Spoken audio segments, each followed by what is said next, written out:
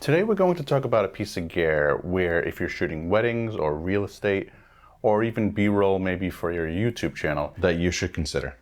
Today let's look at the Canova P1 slider with the KMS S3 motor. Now full disclosure, Canova did send this out to me. They didn't reach out to me, I reached out to them. So I just wanted to make you aware this was provided to me by Canova, but it's because I was pretty impressed with their previous product and this is their newest product. This is their 32-inch slider, which in my opinion is a perfect length for what you probably need it for.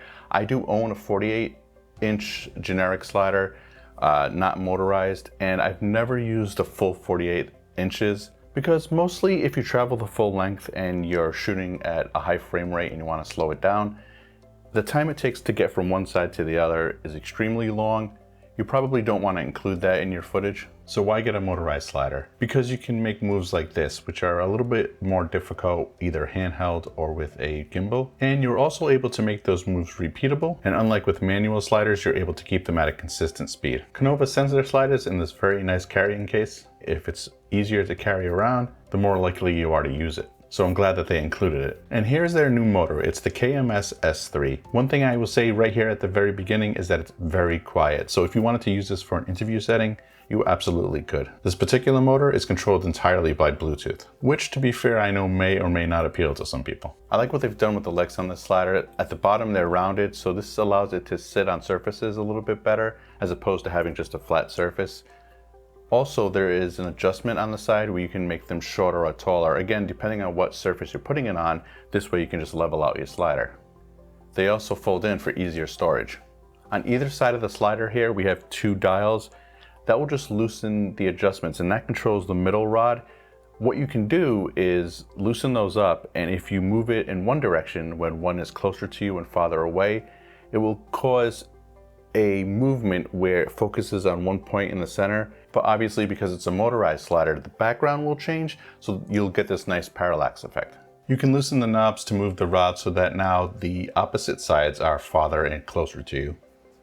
So what it will do is face the camera in one direction, and while it's moving through its slide, it will start panning through and pointing in the other direction. Now in the box, it does come with a lot of Allen wrenches and a lot of different attachments, but that all depends on which slider you're using. So this was a lot easier to assemble than I thought it might have been. Now, of course, there are other sliders on the market that are pre-assembled and self-contained, but as I mentioned, it's very easy to assemble this together. It has two parts that come out on the side, and that's where you're going to attach your belt. All you have to do is loop it over and under some wheels on the back of the motor, and then the motor just attaches right to the carriage where your camera will be. Attach those two screws, and you're all set. If you like what you've seen so far, go ahead and give this video a like. I'd appreciate it. And if you haven't already, please subscribe to the channel, and I'll have a lot more videos like this, and post-production and color grading tutorials. Something that I was really impressed with is all the mounting points. There are some on the side, so you have the 1/4-20 and the 3/8, I believe it is, on the side of the slider. You have it on the side where the legs are underneath, and you also have right in the middle. So if you wanted to put this on a tripod and you didn't have maybe a heavy camera or a heavy payload, you could probably just mount it in the middle there.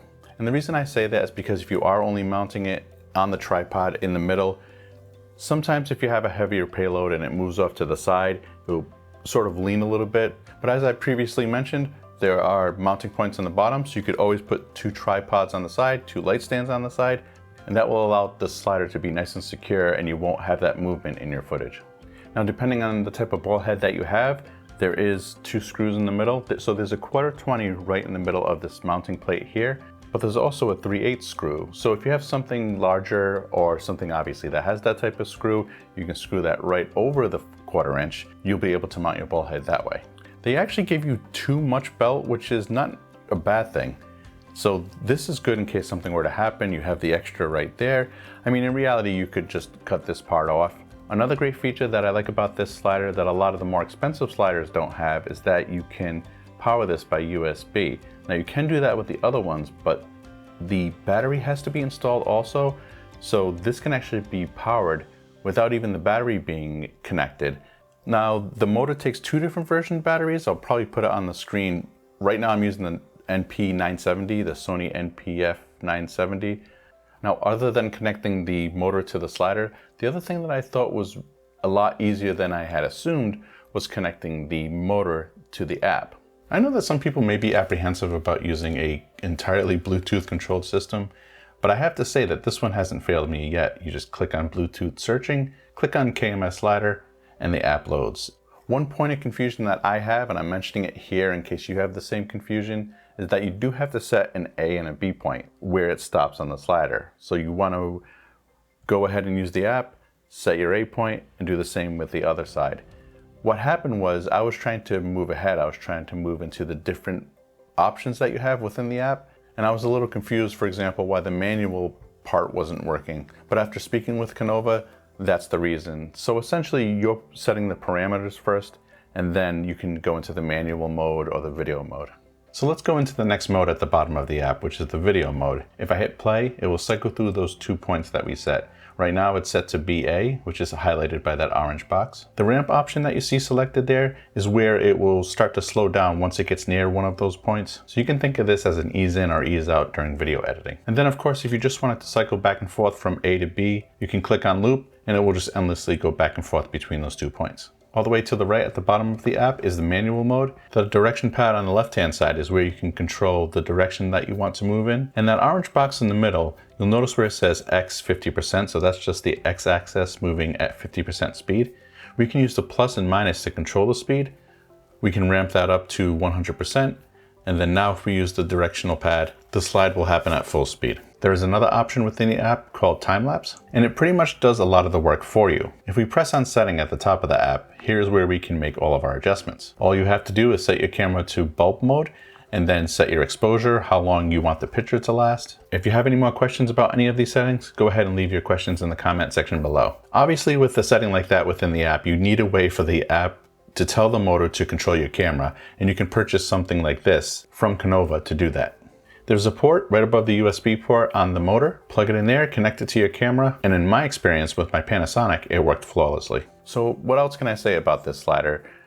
I think it's great that we're in a point in time where you can get these motorized sliders for the price that they are. Maybe 10 years ago or even sooner, these used to be a lot more expensive. The production value that it adds to your footage is absolutely justified by the price. Now, because this video will remain on YouTube and prices fluctuate, I'll just link to it in the description below. But if you're thinking about getting a motorized slider, I can personally recommend this one.